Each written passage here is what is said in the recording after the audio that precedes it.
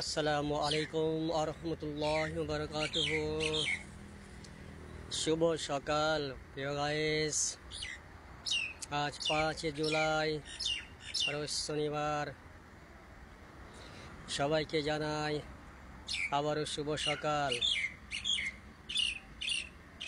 মানুষ যখন বলতে হয় কিছু কথা, আর এই কথাগুলো অনেকের হয়ে যাবে মাথা ব্যথা, যা হোক সরাসরি চলে আসি কথায়। আর নয় দেরি, যাইতে হবে আমাদের কাজে, ধরতে হইবে গাড়ি।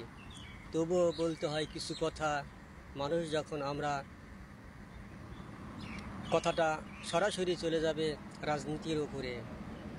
বাইরে ভাই, তোমাদের কাছে হাত জোর করে অনুরোধ করছি, তোমরা বর্তমানে যারা রাজনীতি করো, বিশেষ করিয়া যাহারা বলো জিয়ার সৈনিক, তোমাদের কাছে অনুরোধ ভাই, তোমরা কখনো আর এই স্লোগান দেবে না যে আমরা সবাই জিয়ার সৈনিক, ভয় করি না বুলেট বোমা।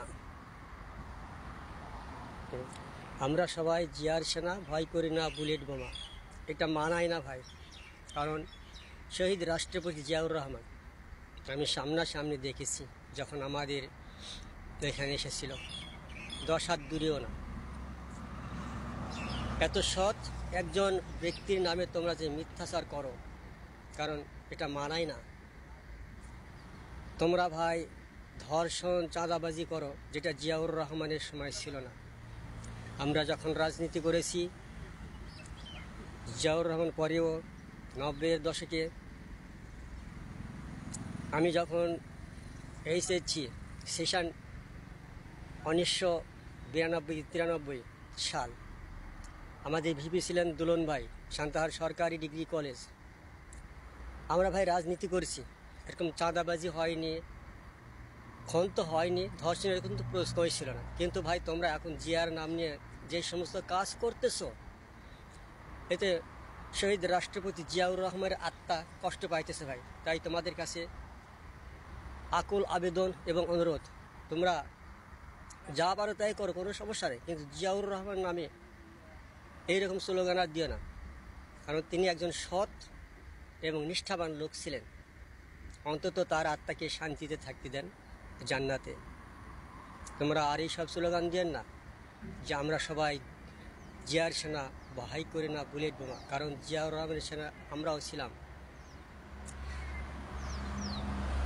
দেখুন না, আমরা যখন রাজনীতি করেছি 90-এর দশকে, এখন নয় পরিস্থিতি শিকারে বাহিরে, কিন্তু আমরা কখনো চাঁদার তো প্রশ্নই আসে না। আমরা নিজেদের টাকা খরচ করে রাজনীতি করেছি।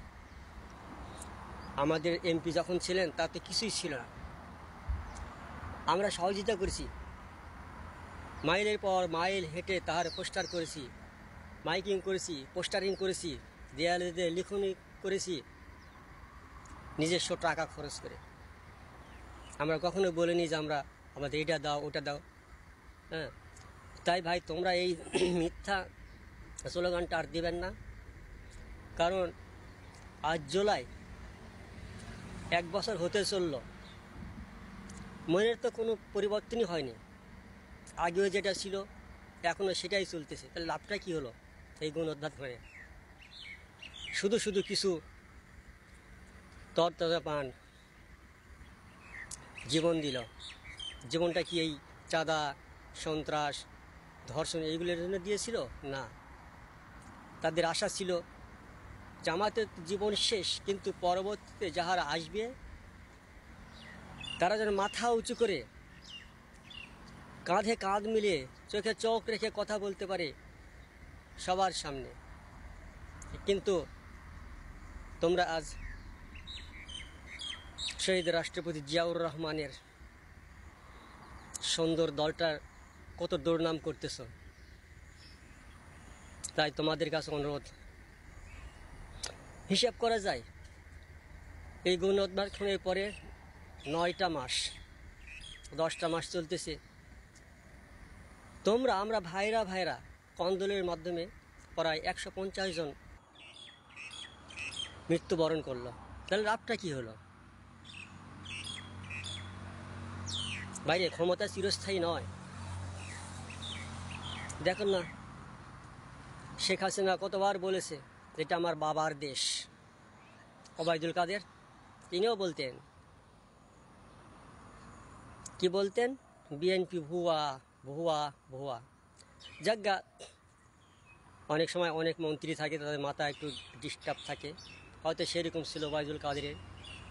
আজ তারা দেখুন। তো ভাই আমরা চাই না যে ওদের মতো পরিণতি আমাদের বিএনপিরও হোক।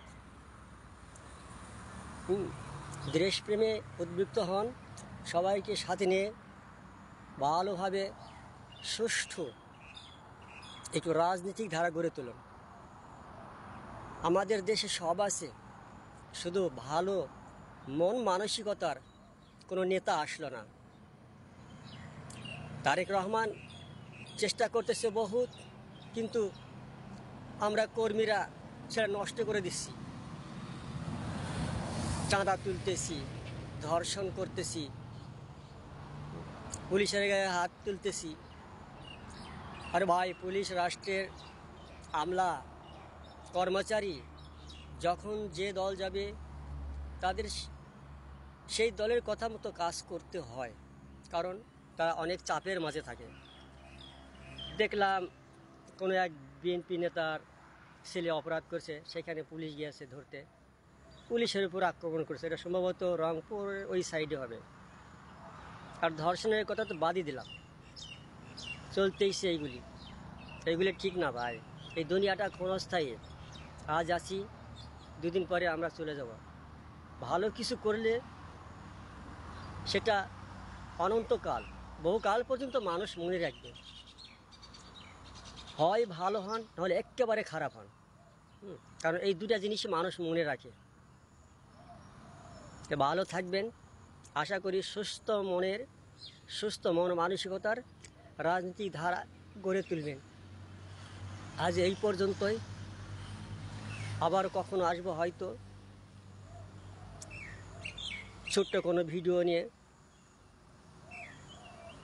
আমি চেষ্টা করব, আমি ওই সব করতে পারি না, আমার এখানে বাধা দেয়।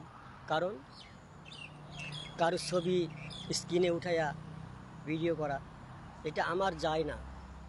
কারণ আমি কি করতেছি কি না করতেছি, মহান রাব্বুল আলামিন আল্লাহ তিনি সব দেখতেছেন। তিনি বারবার বলতেছেন, ওয়াল হাইয়ুল কাইয়ুম, বান্দা আমি সব কিছু জানি, লা তাখুযু সিনাতু ওয়ালা নাওম, তোর সিনার মধ্যে কি কল্পনা করতেছিস। তাই ভাই, ওইসব চাই না। ভালো হয়ে যান সবাইকে ভালো থাকতে দিন, দেশটা সুন্দরভাবে পরিচালনা করুন। আমাদের দেশে সব কিছু আছে।